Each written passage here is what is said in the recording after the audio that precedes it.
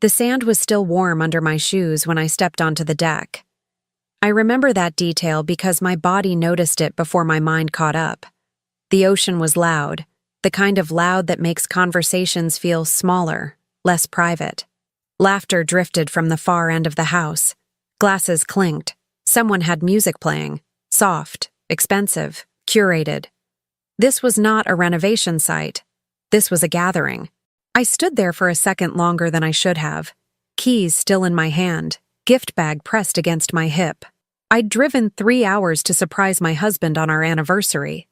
Wesley said he'd be on site all weekend, stressed, exhausted, buried in deadlines. I believed him. I always did. I took one step forward, and then I saw him. Wesley Harrington was barefoot, sleeves rolled up, relaxed in a way I hadn't seen in months. He had a drink in his hand. His posture was open, confident. He was smiling, not the polite, tired smile he saved for me lately, but the easy one, the real one. Beside him stood a woman I didn't recognize at first. Tall, bare shoulders catching the sun. Her hand rested on his forearm like it had done that before, like it belonged there. Someone laughed. Wesley turned his head, and our eyes met. The silence inside me was instant, clean, surgical. For a split second, I expected him to flinch, to panic, to say my name. He didn't. Instead, his smile stalled. Just barely. The kind of pause no one else notices unless they're looking directly at it. Then he straightened, cleared his throat, and did something I will never forget. He introduced her. "This is Corinne," he said to the couple beside him, his hand still warm against her back. "She's been helping me with the property." The couple nodded, polite, curious. "And this," he added, finally turning toward me, voice even, "is Elise. No title, no hesitation, just my name." The air shifted. I felt it before I saw it. Conversation slowed. Someone nearby stopped mid-sentence. A woman's eyebrows lifted just enough to register confusion. Another guest looked from me to Corinne and back again, trying to solve a puzzle she hadn't asked for. Corinne's hand slipped from Wesley's arm. Her smile froze, then softened into something rehearsed. Sympathy, maybe. Or calculation. "Oh," she said lightly. "You must be the wife." I didn't answer her. I looked at Wesley. I waited. For anything. He said nothing. That's when the humiliation hit. Not like a wave, but like a weight. Heavy. Settling. Crushing down through my chest and into my legs. This wasn't a private mistake. This wasn't a misunderstanding he could whisper away. This was a performance. And I was the only one who hadn't rehearsed. "How long?" I asked. My voice didn't shake. That surprised me. Wesley glanced around. Not at me. At the guests. At the deck. At the ocean. Anywhere but my face. "Elise?" he said quietly. "This isn't the place." I nodded once. Slowly, like I understood. "It's been a while," Corinne said before he could stop her. "But I didn't know he hadn't told you yet." That was when the whispers started. Soft, sharp, like paper cuts. I laughed. One short sound.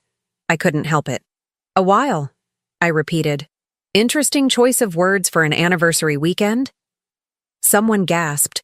Someone else looked down at their drink. A man near the railing suddenly found his phone very important. Wesley reached for my arm. I stepped back. "Don't," I said, louder than I meant to. He stopped. I looked at the house.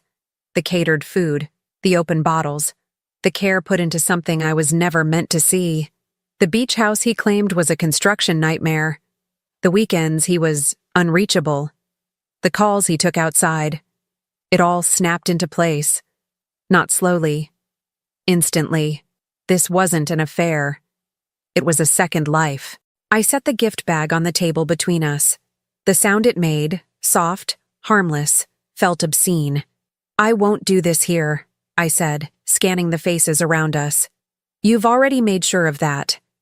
Wesley opened his mouth. I didn't wait. But I want you to hear me, I continued, locking eyes with him now. This ends today. You don't get to explain. You don't get to manage this. And you definitely don't get to pretend this was complicated. His jaw tightened. Elise, please. I leaned in just enough for him to hear me over the ocean. You picked witnesses, I said. Now you get consequences. I turned away before he could say my name again. My legs felt steady. My back stayed straight. Every step toward my car felt unreal, like I was watching someone else walk away from a life that no longer belonged to her. Behind me, I heard Corinne say something sharp and hushed. I heard Wesley call after me once. I didn't turn around. When I reached the end of the driveway, I stopped. Not because I was weak, but because something inside me had shifted, hardened, focused. I wasn't leaving broken. I was leaving informed. And as I pulled away from that house, ocean fading in my mirrors, I made myself a promise I intended to keep. He took my trust in public. I would take everything else in plain sight. I met Wesley 12 years ago at a charity auction downtown. He was polished, attentive, the kind of man who remembered details and followed through. We built a life that looked solid from the outside. Marriage, a restored house, predictable routines. I stepped back from my marketing career when his travel increased, telling myself one steady income was safer. I managed schedules, hosted donors, smoothed problems. When we talked about children, we agreed to wait. Time kept moving anyway. Money was never flashy, but it was structured. Joint accounts, conservative investments, property tied to his firm. I trusted him with access because trust was the point. When he said a deal required another weekend away, I adjusted. When calls dropped, I filled the silence with logic. This is what support looks like, I told myself. There were signs. A phone turned face down, passwords changed, new clothes appearing without explanation. He stopped asking my opinion on projects, then stopped talking about them at all. Our anniversary dinners became rain checks. When I asked directly, he smiled and said stress made him quiet. I believed him because believing was easier than rebuilding. The beach house wasn't the first lie. It's just the one with witnesses. Months earlier, he claimed the property was stuck in permits. He sent photos that never showed people. I never drove down because he said parking was limited and the owner was difficult. I didn't question it. I trusted his irritation as proof. After I left that deck, I drove until my hands cramped. I called my sister Hannah because she has always told me the truth even when it hurts. I didn't explain. I just said his name and went quiet. She exhaled like she'd been holding her breath for a year. Elise, she said carefully. I was hoping you were going to say this. My stomach dropped. She told me she'd seen him months ago at a fundraiser with a woman who wasn't me. He introduced Corinne as a collaborator. His hand stayed at her back. People assumed. Hannah asked a friend who worked with rentals. The answer came back fast and uncomfortable. Corinne had been staying at the beach house regularly, weekends, holidays. I didn't want to hurt you, Hannah said. But this isn't new. I pulled over and cried once, hard and brief. Then I wiped my face and listened to the details. Dates, names, proof. With that knowledge, the stakes clarified immediately. Shared accounts meant exposure. His reputation protected assets I helped build. Silence would make me complicit. Speaking would cost comfort, but preserve agency. I understood then that hesitation favored him. Action favored me. I wasn't reacting anymore. I was preparing. Every memory became inventory, every document a lever, every relationship a potential witness waiting, ready, steady, undeniable, aligned with facts, timing, patience, and resolve. Alone. That was the moment the story changed. Not because he betrayed me, but because I finally stopped protecting him from the consequences of the truth. I didn't confront Wesley again that night. I didn't text. I didn't ask for explanations. Shock has a way of sharpening your instincts if you let it. Mine told me silence would buy me time, and time was suddenly the most valuable thing I had. I slept in the guest room with my phone on the nightstand and a notebook open beside it. I wrote down everything I could remember: account numbers, property names, passwords he'd once trusted me with. I wasn't emotional while I did it. I was methodical. The tears came later, after the list was finished and my hands finally stopped moving. By morning, I had made a decision that felt irreversible in the best way. I called an attorney before Wesley called me. She specialized in family and asset protection.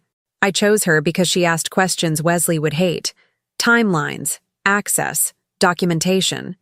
She didn't flinch when I described the beach house or the witnesses. She told me to stop using our joint credit card immediately. She told me not to announce anything yet. She told me to secure what I could while it was still shared. Within hours, I opened a new account in my name only and transferred my portion of the savings. I froze discretionary spending on the joint card. I changed the password on our home Wi-Fi and the streaming services, not out of spite, but to force a pause. Disruption reveals patterns. I wanted to see where he would stumble. Then I called the realtor who had sold us our house years earlier. She remembered me. She remembered how I negotiated. When I asked about a quiet valuation, she didn't ask why. She sent paperwork within the hour. Wesley finally called that afternoon. "Elise," he said, voice tight, "we need to talk." I let it ring out. The second call came 5 minutes later. Then a text. "Please don't do this through silence." I didn't reply. I forwarded the messages to my attorney and kept moving. I boxed up his personal documents and moved them into the garage. I copied files from the shared laptop onto an external drive. I photographed everything I didn't yet understand: receipts, property agreements, emails that mentioned Corinne casually, like she'd always been part of the picture. When he showed up at the house that evening, I was ready. Not for a conversation, but for containment. He stood in the doorway, eyes scanning the room like something had already been taken. "Why are the cards not working?"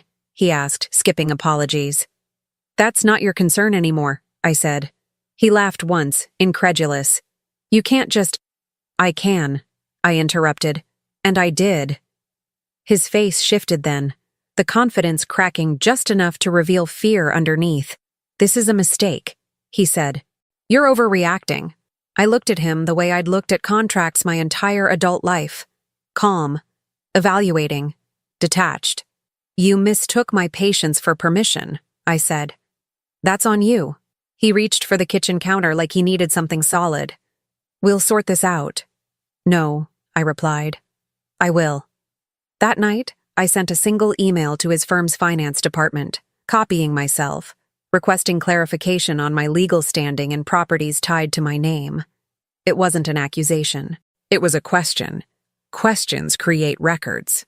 By the time Wesley realized this wasn't a fight, it was a dismantling. I was already steps ahead. The house wasn't just a home anymore. The marriage wasn't a negotiation, and he wasn't the one controlling the timeline.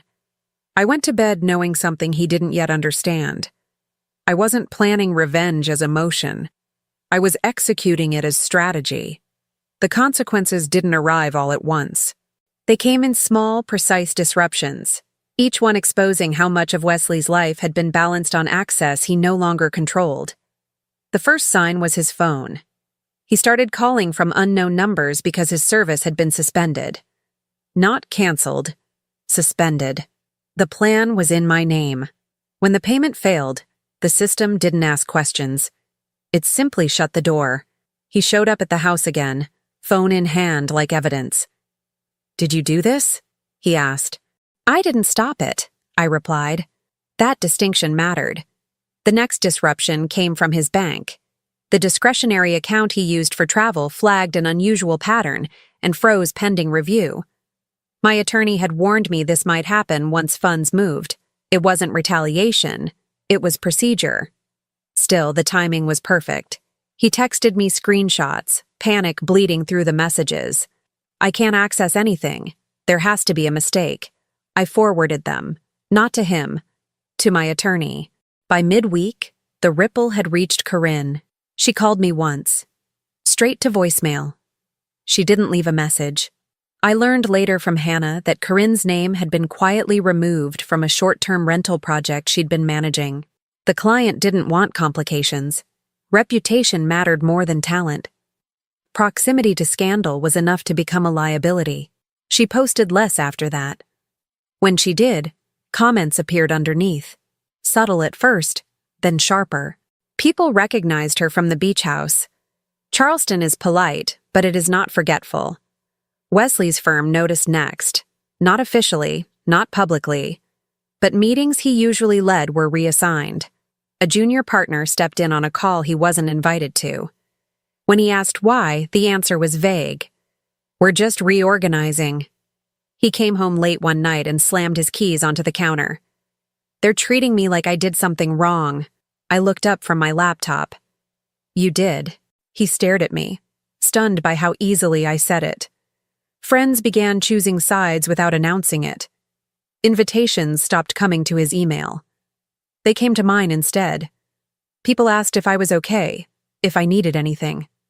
No one asked about him.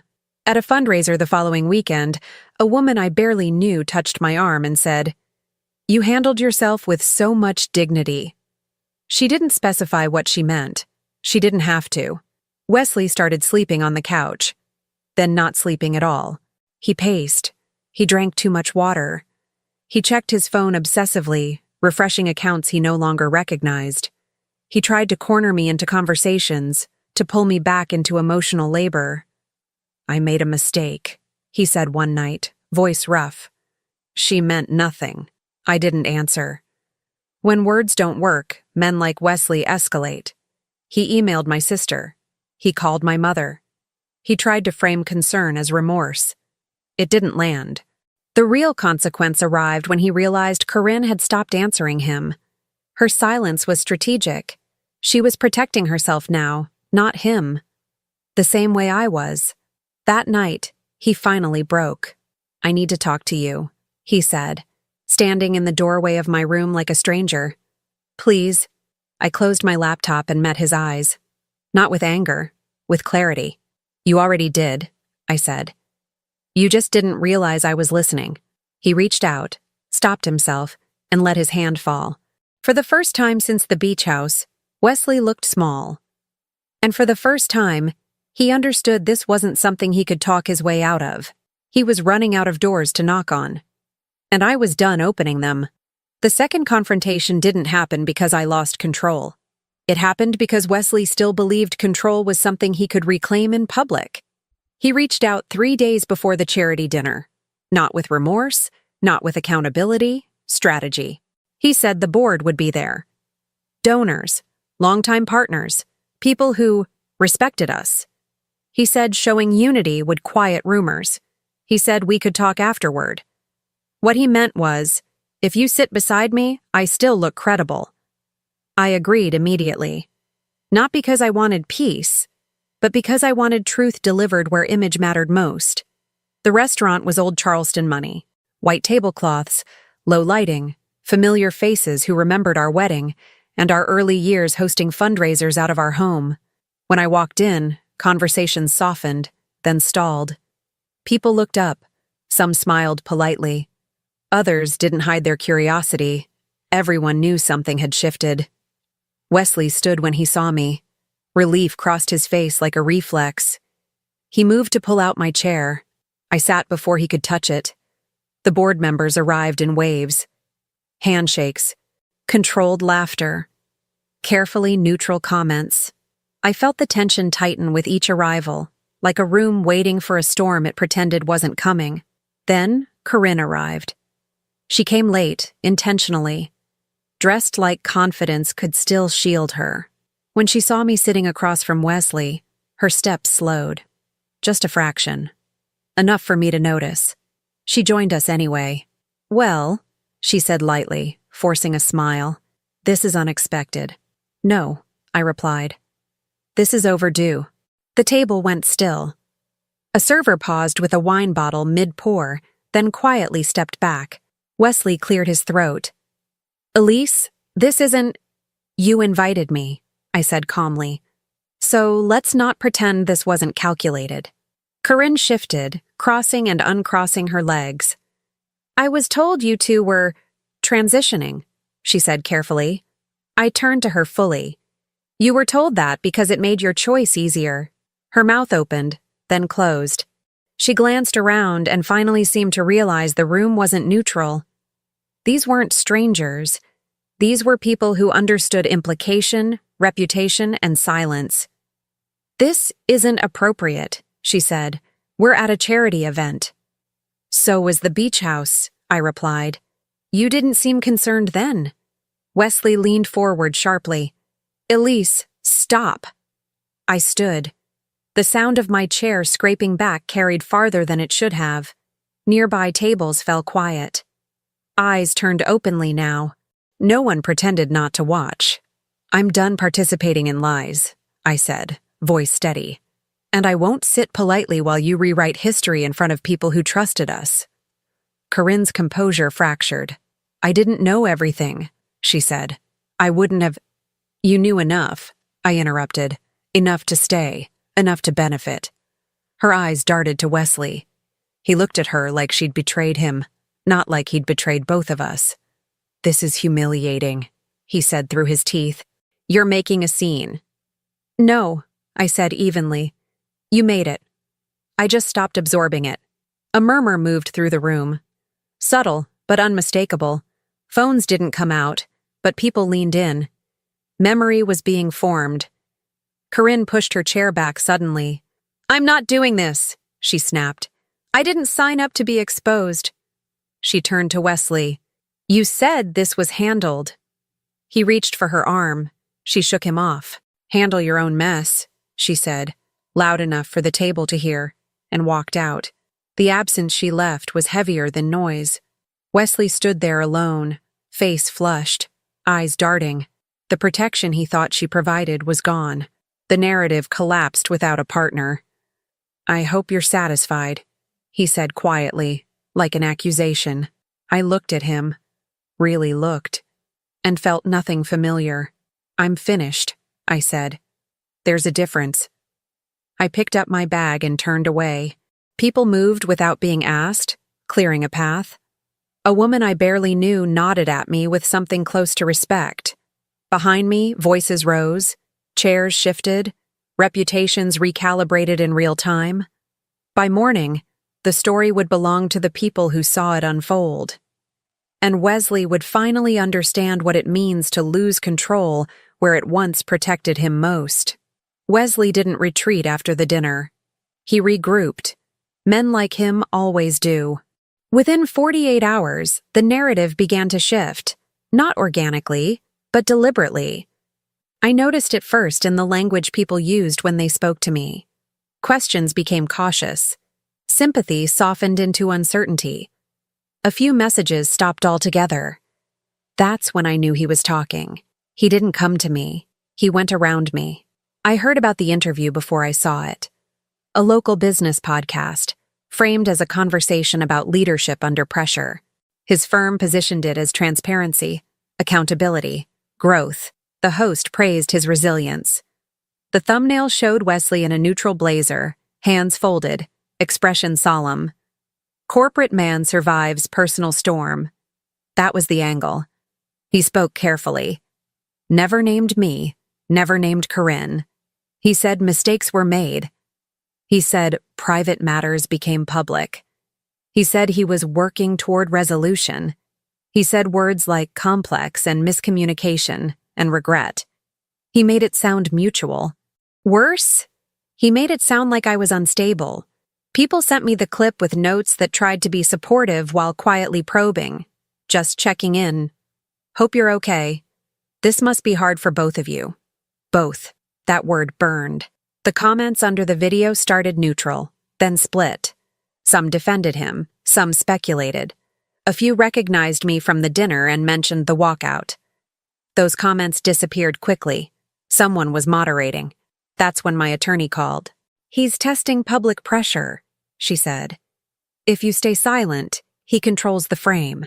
I didn't respond immediately. Silence had served me well so far. But silence only works when the truth hasn't been rewritten. I didn't want to shout. I didn't want to plead. I wanted facts to do the work.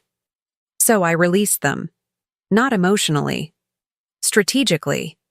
It started with one document, a timeline, dates, locations, cross-reference travel receipts and property records.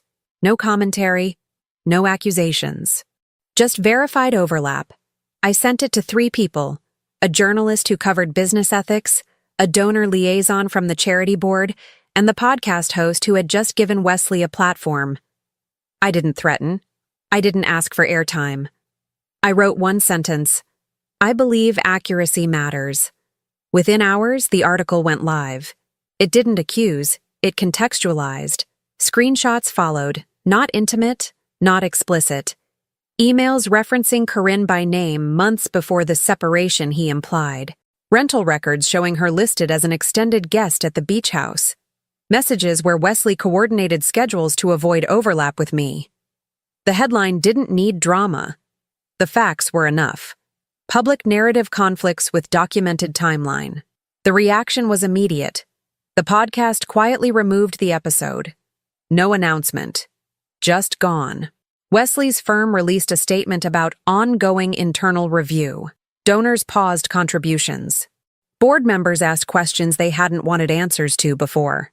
And then the hashtag appeared. It wasn't clever. It wasn't cruel. It was simple. Oust tell the whole timeline people shared it with screenshots, with commentary, with restraint. The restraint made it lethal. Wesley tried to respond. He posted a note about privacy, about accountability without spectacle. It backfired. Comments flooded in asking why privacy only mattered after exposure. Why accountability required platforms but not truth. Corinne deleted her accounts entirely. That was the loudest statement of all. Wesley called me that night, his voice stripped of confidence. You didn't have to do this, he said. This is turning into a circus. No, I replied. You turned it into a campaign. He exhaled hard. You're destroying me. I paused, letting the silence work. I didn't destroy anything, I said. I stopped correcting it for you. He hung up.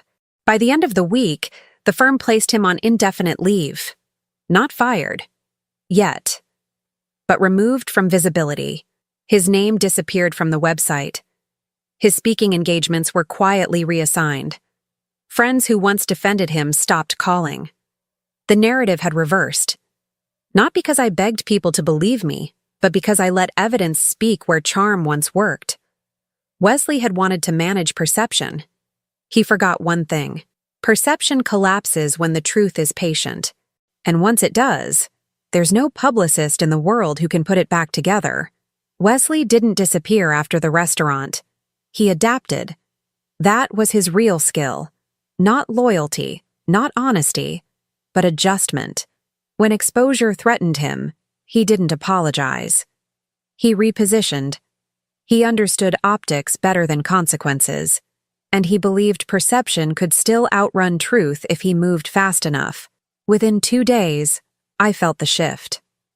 Messages that had been supportive turned cautious. Invitations paused. Conversations softened around the edges, like people were afraid of stepping into something unstable. I wasn't being iced out, but I was being observed. That's when I knew he was telling his version. He didn't speak to me. He went to platforms. The first move was a local business podcast, framed as a conversation about leadership under pressure. Not gossip, not drama, resilience. His firm promoted it as transparency, growth. The thumbnail showed him calm, measured, hands folded like a man weathering an unfair storm. I watched the episode once. That was enough. He never named me. He never named Corinne. He talked about personal mistakes and private matters becoming public. He said the word regret without attaching it to action. He suggested stress, miscommunication, emotional distance. He implied separation without stating it. He never lied outright. He just curved the truth until it looked mutual. The comments told the rest of the story. Some defended him automatically. Some asked careful questions. Others mentioned seeing me leave the restaurant. Those comments disappeared within minutes. Someone was scrubbing. People started forwarding me the clip with uncomfortable captions. Just wanted you to be aware. Hope you're holding up. This must be hard for both of you. Both. That word sat heavy in my chest. When my attorney called, she didn't sound surprised. This is a narrative grab, she said. If you don't correct the frame, it becomes the record. I didn't want a public fight. I didn't want interviews or statements or sympathy. I wanted accuracy, clean, verifiable, undeniable. So I prepared what Wesley hadn't counted on. Facts without emotion. I compiled a timeline. Dates, locations, cross-referenced travel logs and property records. Emails referencing Corinne months before he claimed distance.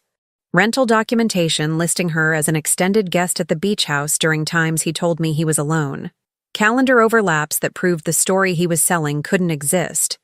No commentary, no accusations, just sequence.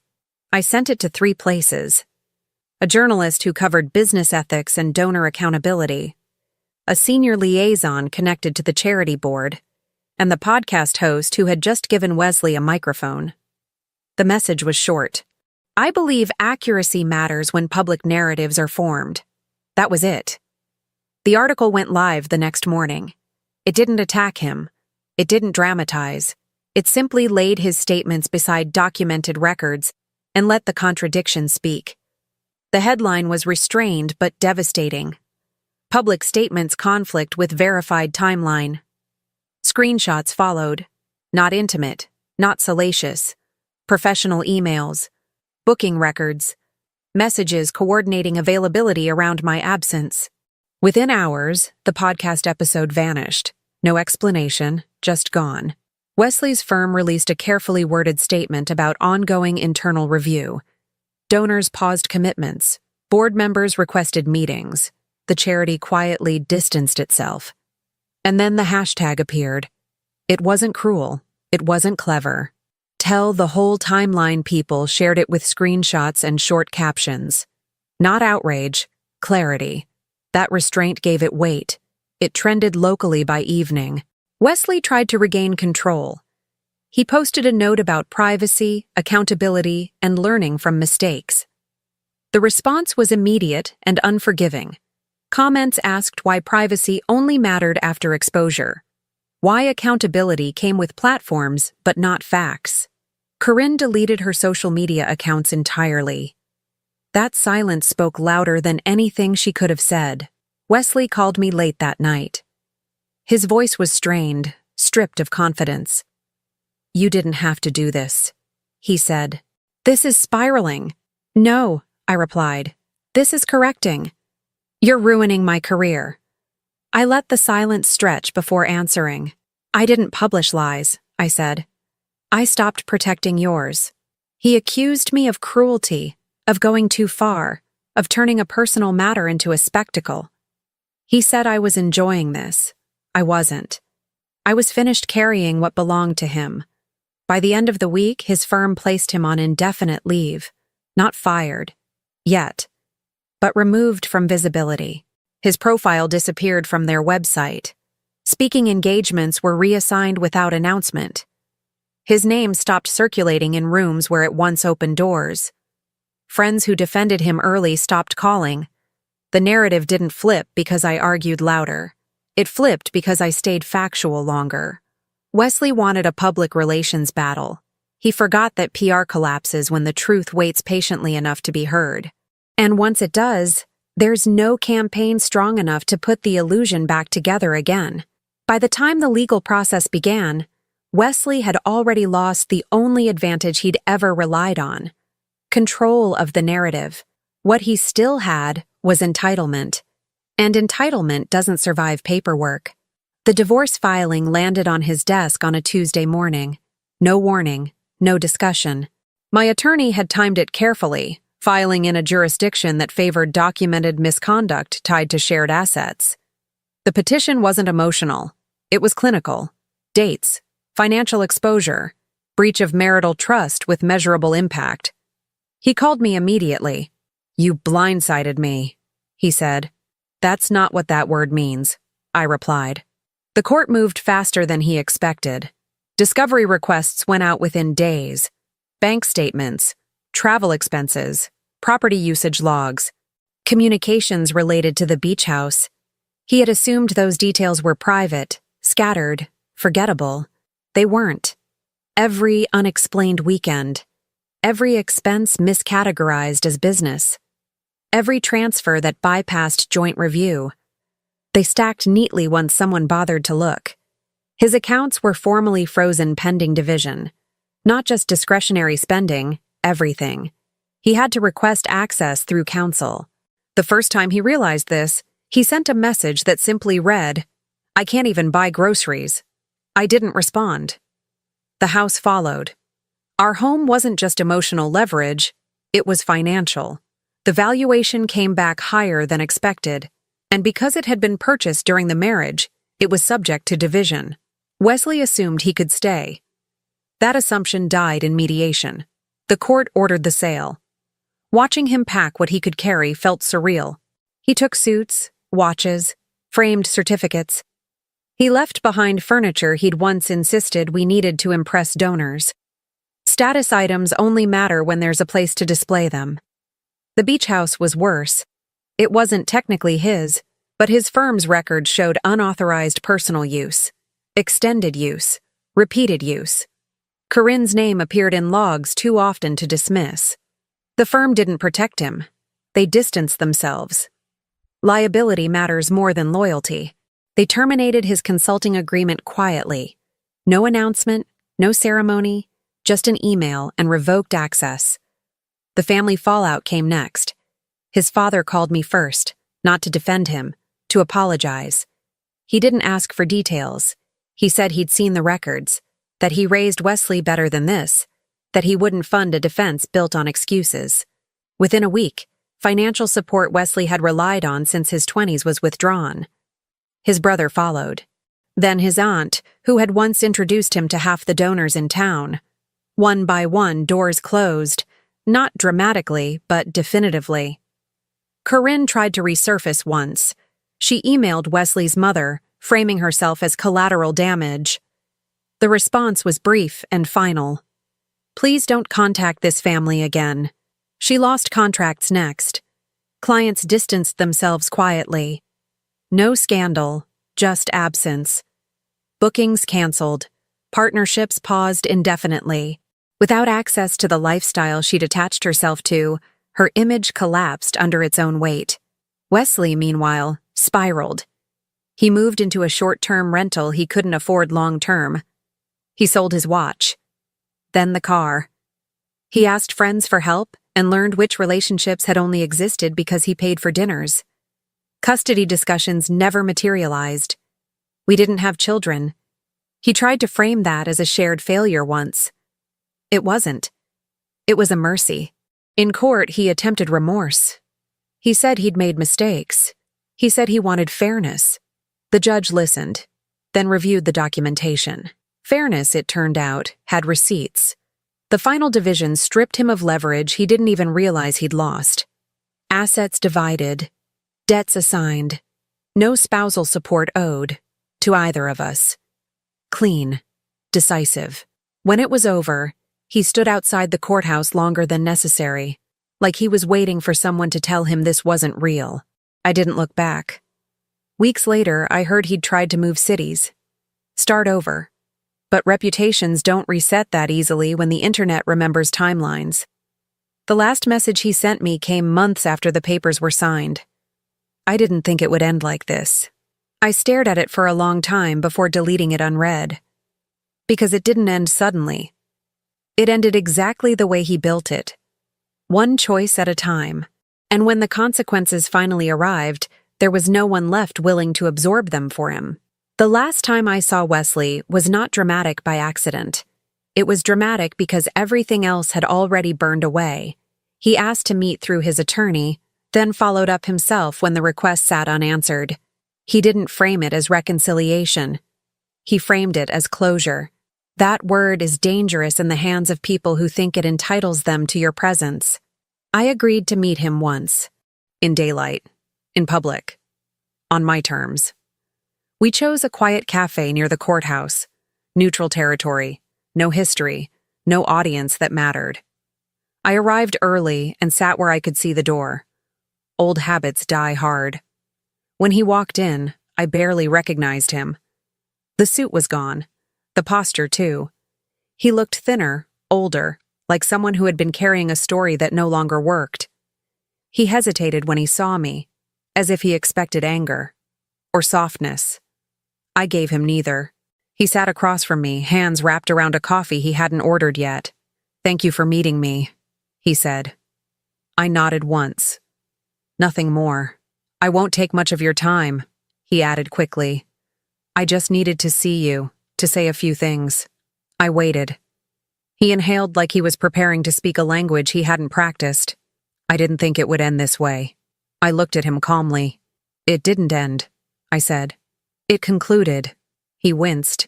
"You always did that," he said softly. "You always knew how to make things sound final." "That's because I finish what I start," I replied. He stared at the table for a moment, then looked up, eyes glassy. "I lost everything." "No," I corrected. "You lost what wasn't yours to take." His jaw tightened. "I'm not asking for forgiveness." "Good," I said, "because I'm not offering it." The silence between us stretched. A server passed. Cups clinked. Life continued in the background, indifferent to his discomfort. "I loved you," he said finally. "I know that counts for something." I leaned back slightly. "Love doesn't erase behavior," I said. "It doesn't override patterns, and it doesn't entitle you to my future." He shook his head slowly. "You didn't have to destroy me."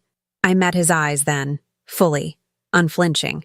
"I didn't destroy you," I said evenly. "I stopped protecting you from yourself." He swallowed hard. "I made mistakes." "You made decisions," I replied. "Mistakes are accidental." "You planned." His hands trembled slightly as he wrapped them tighter around the cup.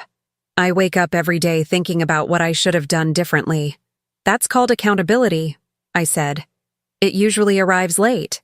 He leaned forward, voice dropping. "Is there any version of this where we could have—" "No," I said, cutting him off cleanly. The word landed heavy and complete. He searched my face like he was looking for a crack he could slip through. "You don't feel anything anymore?" I considered the question honestly. "I feel clear," I said. "That's better." His shoulders slumped. "I don't know how to live with this." I stood. "You'll learn," I said. "The same way I did. Alone." He looked up at me, panic flashing across his face. "Please," he said. "Just tell me what you want." I paused, not because I was unsure, but because this mattered. "I want you to stop trying to rewrite what happened," I said. "I want you to stop looking for absolution from the person you wronged. And I want you to understand this clearly." He nodded, desperate. "This is the last conversation we will ever have," I said. "There will be no updates, no check-ins, no nostalgia. You don't get access to the woman you hurt just because you regret it now." Tears pooled in his eyes. He didn't wipe them away. "I lost you," he whispered. "You never had me the way you thought," I replied. "You had my labor, my silence, my loyalty, not my permission." I reached for my bag. As I turned to leave, he spoke again. "I hope you're happy." I stopped, looked back once. "I am," I said, "because I chose myself when you didn't." I walked out of the cafe without rushing, the door closing behind me with a soft, ordinary sound. No explosion, no drama, just an ending. And for the first time since the beach house, I felt absolutely certain. There was nothing left to say. A year passed before I realized I no longer measured time against him. At first, everything had been counted in before and after. Before the beach house, after the filing, before the restaurant, after the courtroom.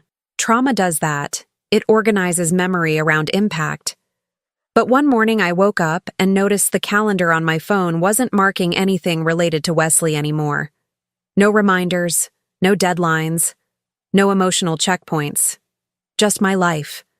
Moving forward without reference. The house sold quickly. I moved into something smaller, lighter, closer to the water but not attached to history. I chose it myself. Every piece of furniture inside it was mine by intention, not compromise. There were no rooms designed for entertaining people I didn't like, no closets holding versions of myself I'd outgrown. I went back to work full-time. Not because I needed to prove anything, but because I missed competence. I missed using my mind for creation instead of containment. Within months, I was leading projects again. People listened when I spoke. They trusted me with responsibility. I didn't have to shrink to make anyone else feel important. The quiet evenings surprised me most. I learned how silence could be restorative instead of threatening. I cooked when I wanted to, walked when I felt restless, slept without waiting for someone else's schedule to dictate rest. The absence of chaos felt unfamiliar at first, almost wrong, until it didn't. Friends changed. Some drifted away, uncomfortable with the truth that independence brings. Others stepped closer. Women I barely knew before became constants. We didn't bond over betrayal. We bonded over rebuilding, over clarity, over the relief of not pretending anymore. Occasionally, I heard updates about Wesley. Not because I asked, but because small towns remember fallen men more clearly than successful women. He moved again, changed roles, tried consulting independently. The attempts never lasted. The same patterns followed him, uncorrected, unexamined. At some point, his name stopped carrying weight, and when it did, I felt nothing at all. That was the real freedom. Not revenge, not vindication, but indifference earned honestly. I stopped replaying conversations in my head, stopped wondering if I could have done something differently. Healing didn't arrive as forgiveness. It arrived as ownership. Ownership of my choices, my boundaries, my future. One afternoon, standing on my balcony with coffee cooling in my hands, I realized something quietly profound. I trusted myself again. Not blindly, not naively, but deeply. I trusted that if something felt wrong, I wouldn't explain it away. I trusted that I could survive disappointment without collapsing into accommodation. I trusted that my worth didn't require preservation through sacrifice. The betrayal had taken years to reveal itself. The recovery took intention. And the transformation came when I stopped asking why he did it and started asking why I stayed silent for so long. I don't hate Wesley. Hate requires energy I no longer give away. I don't wish him well either. I wish him responsibility for himself, finally. As for me, my life isn't loud. It isn't curated. It isn't built for witnesses. It's honest. And honesty, I've learned, is the most stable foundation there is. Betrayal doesn't break you. Staying where you're no longer respected does. Leaving saved me. And choosing myself, fully, without apology, set me free. Thank you for tuning into the Velvet Revenge channel. Please hit the like button and hype this video, and don't forget to subscribe for more stories like this. See you soon.